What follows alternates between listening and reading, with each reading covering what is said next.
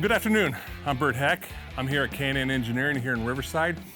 I'm going to show you the 2020 Gladiator that we just got done building for SEMA.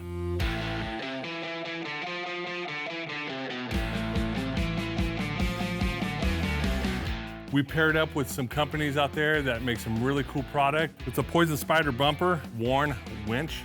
We also put the KC Pro 6 over the hood. We end up putting rock lights underneath here, which are really cool. The vehicle was wrapped by DH Graphics. As you pan along the side of the vehicle, you can see we put the rock sliders and the body armor on there also, which fits really good. And we finished up the back of the Jeep with a poison spider rear bumper.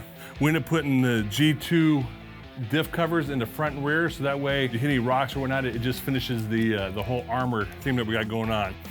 We end up working with Icon suspensions.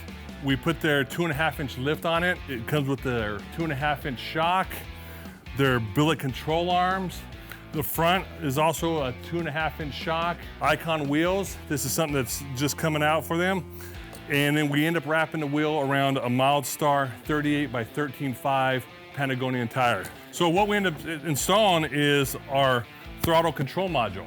These things are really cool. If you've never used one or installed one, go out and get one. These things are really bitchin'. And to help keep the inside of the Jeep clean while you're out on the trail, we put one of our cabin air filters in. These things definitely work. You're out on trail, it's dusty, roll your windows up, turn the AC on.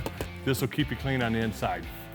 Then to finish off the build, you can see we put one of our intake systems on. These things make about 12 horsepower. It fits the JL and Gladiator. This thing is just bitchin'. So that's our build. If you want to see it in person, come out to SEMA. It's going to be outside at our truck and trailer. It's going to be a really cool show. See you there.